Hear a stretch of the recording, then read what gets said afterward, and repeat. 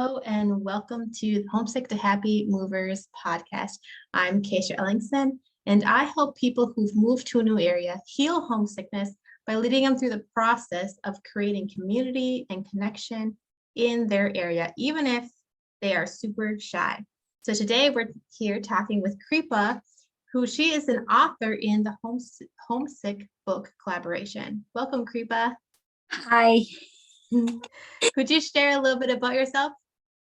Hi, I'm Kripa. I have 8 kids. I'm married to my handsome husband and we live on a farm. We have goats, chickens, and I'm pretty sure my goats are accidentally expecting babies in December, and not the best time, but there's nothing we can do about it now. We can have lots of babies. Yeah. Well, can you share what you wrote your story about? So the story I wrote, I had many weeks to write. Every night I try writing it, and I would write it. And I don't know how many drafts because I kept writing and writing. And then one day, as a procrastinator, I don't know what it is. I do my best work when it's like last minute, needs to be turned in. And I remember looking at a clock, it was Sunday night, like, I don't know how much I need to write, but I know it needs to be not 1 page, 2 page. So I put my kids to bed, my husband was sleeping, and I shut off everything. And then I just closed my eyes, like, okay, I can't write that detail. I can't write this because it's about moving to America. So I had to cut out a lot and imagined as if somebody was reading that they didn't have days to finish, but maybe they were waiting at an airport and they just needed to read a little bit of a story to time to get by.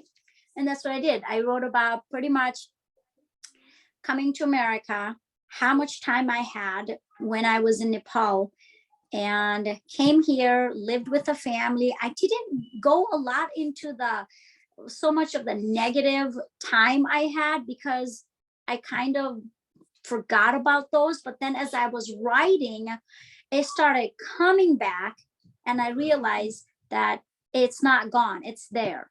But my personality is I don't like to dwell into the negative. And I know even when social media, I don't write a lot about negative things because I choose to believe in like a positive mindset. But it was so interesting to just, as I'm writing, I don't know, 11:30, there's like, why is my shirt wet? And there was tears just coming. And I realized I had held it in me for so long. The facts that I missed my family, because the people ask me all the time, like, how do you live here knowing that your mom is in Nepal or your brothers are there? It's like, we just do. As a little girl, my dad went to work all the time. We barely saw, like, that's the part we lived. Your dads go to work away from home. You might see them once, twice a year, and that's it. We got used to it. And then moms stay home with the kids, do the farm work, they take care of the house. And that's what I knew. And that's what I did. That's how I survived. But I didn't realize as I was writing, it did cause a lot of pain. But I don't sit there and say, poor me, because I am in America. I still believe it's one of the greatest country to be in. I know there's a lot of negative goes on, but it's with every country that you go to or you live on, it's just going to happen. So you're just going to have to choose and figure out what works for you and not. And that's what I did. As I was writing my chapter, I focused on what was good coming here versus, oh my gosh, I want to hear all the negative things. Well, you're not always going to hear that because why would I want to do that when I have a really good life? But I could give you examples of what might have worked and what might have not worked for people. That doesn't mean, it's not gonna work for somebody. So I told my husband the next day, this could have been a big, fat, thick book, but somehow I had to put it in a little pages and I had to kind of get rid of a lot of the other parts of the books. Yeah, you bring up a really interesting point that even though you're sharing what happened in your life in your chapter, Yeah. that there's no way that you can fit everything into those pages. No, no. And that's what I told my husband. I said, I know people have told me that I should write a book. And I said, well, yes, we should all write our books, not just one person or the other. Everybody's stories are different, but give me a week and I'll have a big fat book all written, because it was one after the other, all these memories coming in. My hand is just typing and I'm like, I don't even remember that dialogue. But as I'm typing, like, actually that did happen, or that person did say something. So give me a week in my room, basement, there's no people, give me some water, I will write a book and I will come out on the other side like, wow, there's my story right here. Yeah. And I think it is something that everybody should do. Everybody has a story in them. And I know, like, people like, oh, my story is so boring, nobody would read. I'm like, no, every one of us have a story inside of us, and we are our stories. And just because somebody's story sounds adventurous or, oh my gosh, that happened to you, we don't know. Your story might be just as good, interesting, and you just don't know. You have to find the right people. I've read a lot of stories. I'm like, yeah, I don't really care about cool, that's great. But then some stories I read, wow, you can't even put the book down, and it's a simple life story. Mm-hmm. Yeah, I think it relates to, if you're sharing your struggle and how you overcame, the people who are there that right now in that struggle, they need that book. Yes, absolutely. So what were the parts of the move that you struggled with? I would say the parts that I struggled a lot is learning a new language. I knew English, but I didn't. Like, I knew, I would say I watched people's mouth a lot. It sounds so strange, but I remember when people were speaking, I would watch how they would say words. And I listened a lot. Like, I still do. I listen a lot just so I can learn what they're speaking or how they're talking.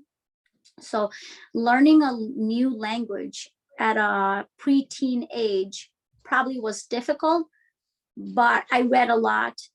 I watched a lot of, like, I always wanted to watch TV shows because I remember it being dialogues, and I did really, really well. I'm a visual learner. So if I see something, if you make a cake in front of me and I see it, my brain will just capture all that. And it's like, okay, let's go remake it. So when I would watch people talking, I just sit there and I would watch their mouth. And then one of the things I learned early on when I came to America was, don't stare at people. That's disrespectful. And so as I would try not to look at them, and I remember wearing sunglasses were the best thing because they couldn't see my eyes, but I would be staring at their lips, certain words they would say. And it's like, my mom still would, I would come to her house and I would say, I'm hungry. Oh, I think we're going to have pizza today. I'm like, oh yeah, I'm excited for pizza. And she would say, no, pizza. And I would sit there and cry because I couldn't say it. So then she would say fish. And then it was I can't even say it now because I'm so good at saying fish. I can't say feast or something. And she would say, no. And it was, she still corrects me. And then now my husband corrects when I say certain words, or my kids do it. Like, enough, I'm done with this. I get so mad.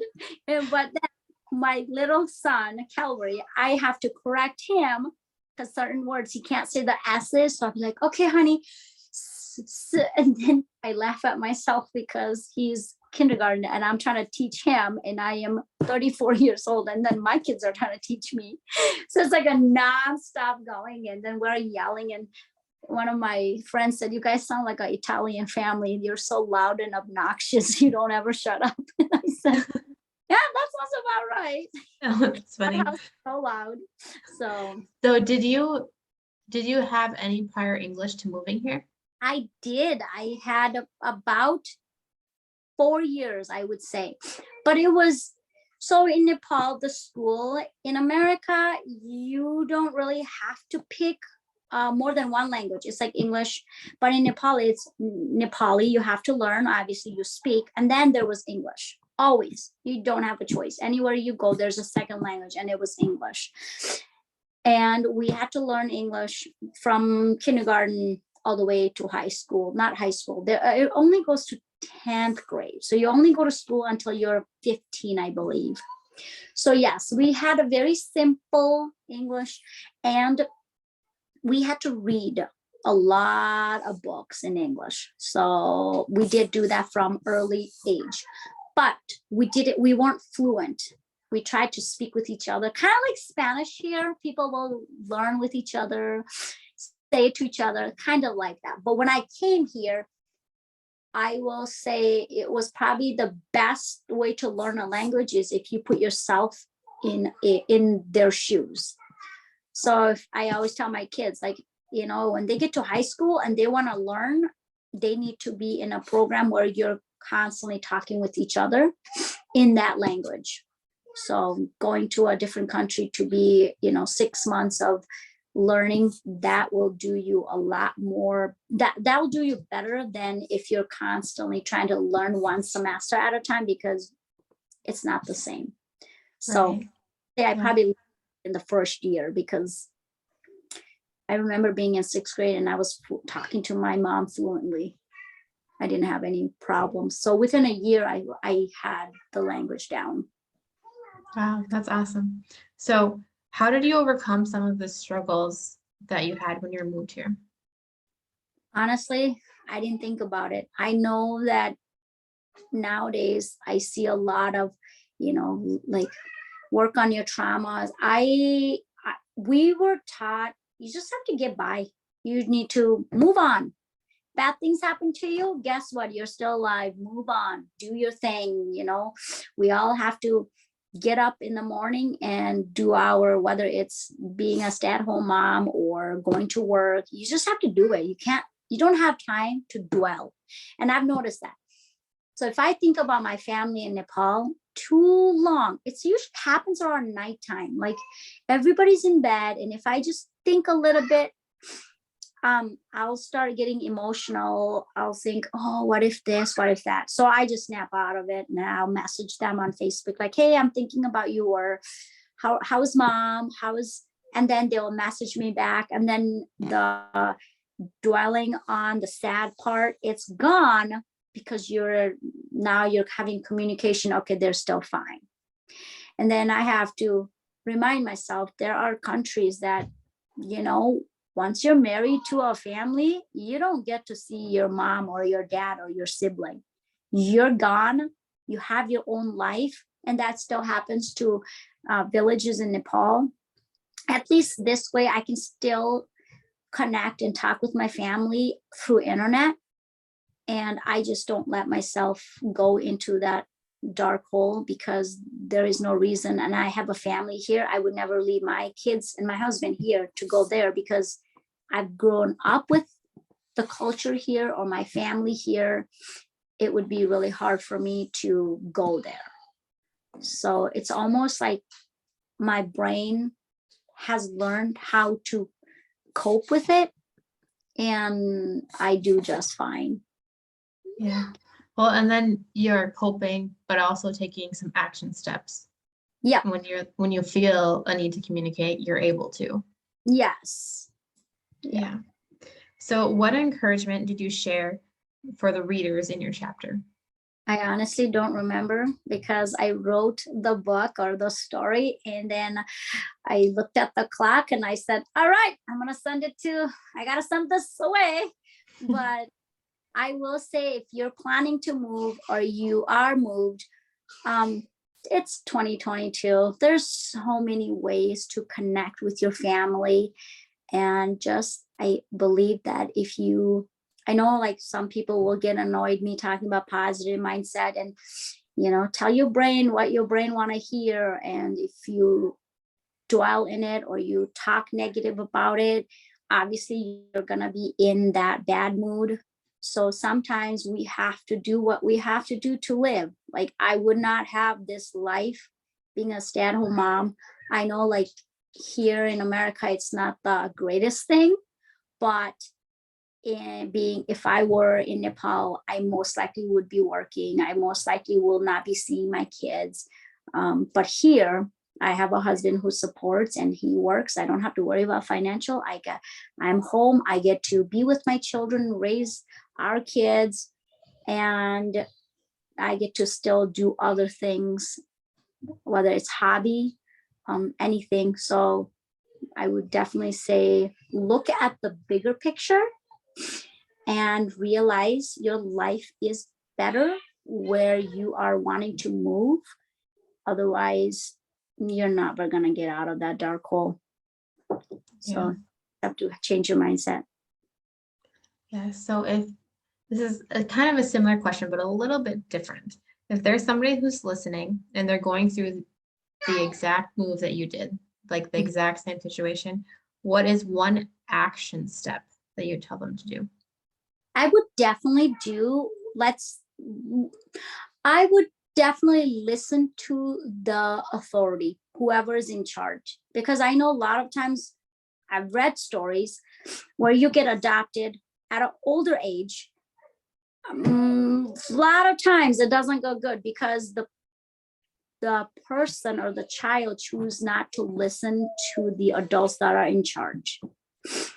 I learned at a young age, I'm pretty sure it was at the orphanage home, that you have to respect your adults and you want to survive in this world. I understand that as a child, we don't always want to listen, but I would definitely say listen to who is in charge, because they are the one that are pretty much in charge of your life. If you make their life a living, you know what? It's not going to go good. So be grateful, be thankful, and guess what? It will be easier for you versus if you try to make everybody's life miserable. It's not going to go good. So. Right. Yeah. Thank you. And one last question. Do you plan on continuing your writing journey? Most likely. I am learning the last week. I don't know, last week, I kind of looked at my whole life, middle of the night. I tend to do this a lot, and I struggle with keeping my house tidy and all that. So it's been a week that I learned 90% of the mess that's in our house is caused by me.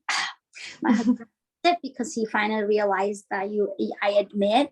And I have had for 1 week, I'm not talking about like a tidy, crazy person here, just like putting things away.